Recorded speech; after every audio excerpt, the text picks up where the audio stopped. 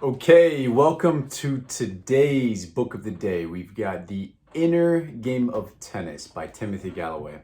This is a classic book. This isn't just for tennis players. This is for the inner game of all sports. I'm going to stick to the main topic, the main challenge, which I think a lot of athletes struggle with. This dates back all the way to the 70s. He talks about a lot of good things in the book. His main thesis, I'll read his main thesis for the book. Neither mastery nor satisfaction can be found in the playing of any game without giving some attention to the relatively neglected skills of the inner game. That's still true today, 50 years later. The science has certainly caught up from the 70s to today in terms of physical training.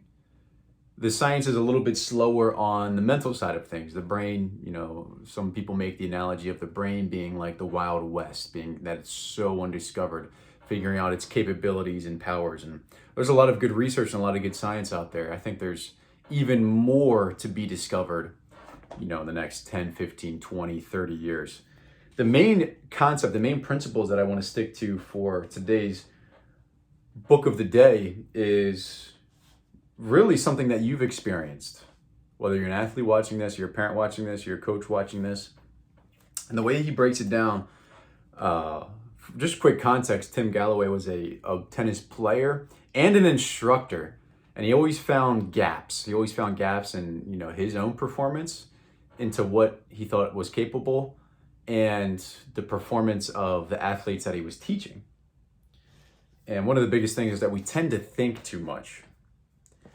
He says, it's not that I don't know what to do, it's that I don't do what I know. And you all know that all too well. It's not that I don't know what to do, it's that I don't do what I know.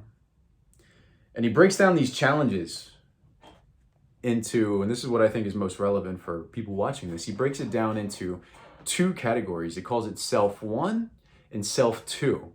So he gives us two different identities. Each person has two different identities. Self one is the conscious teller, the conscious person, the overthinker, the one that wants to consciously process things. Self two, he calls it the unconscious automatic doer. Meaning in sports, in terms of competition, not just tennis, we have these two parts. As an instructor, he was trying to teach people different strokes in tennis, forehand, backhand, serving, so on and so forth. And he saw the conscious brain largely at work, right? Thinking about, okay, I got to put my hand here. I got to put my arm there. I got to put my shoulder there. I got to turn my hips this way.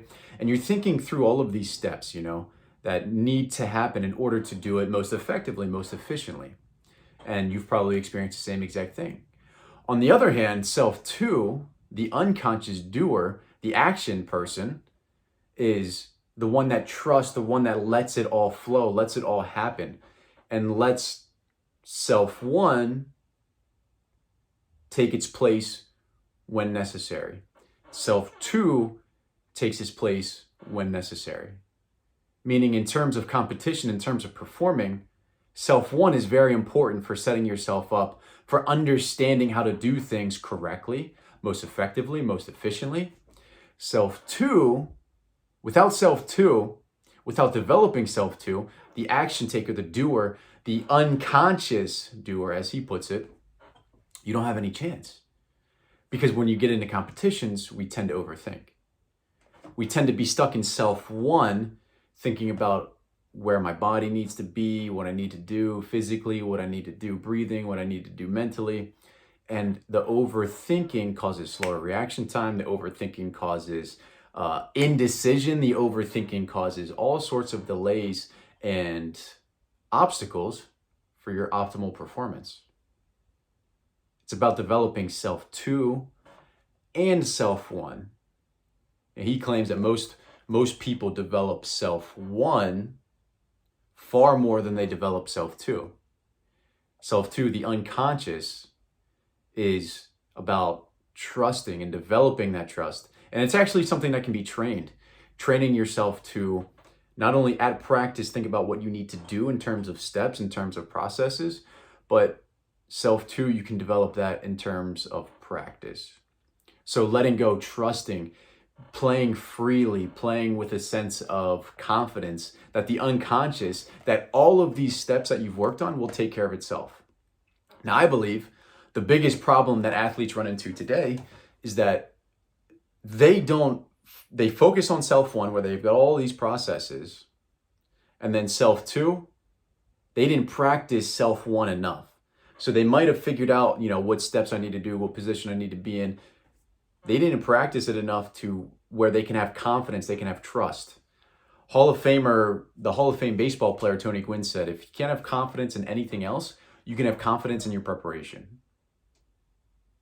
So your preparation is figuring out what self 1, what information they need, practicing using that information, implementing it, and refining it, and then practicing and refining self 2, the unconscious processes. So it's a matter of developing both of those. That's the main premise. That's one of the main concepts in the inner game of tennis. So hope it helps. Go work on both of those versions of yourself, because you're not just one or the other at all times. You can develop both of those. It's like if you ever had the thought or the feeling that, part of me wants this and part of me wants that, or part of me thinks this and part of me thinks that. It's the same thing in developing your skills as a performer. Part of you can do this, part of you can do that. It's about consciously developing both of those parts. So if you enjoyed this video, please give it a thumbs up, subscribe to the channel, all that good stuff, and we will see you on the next one.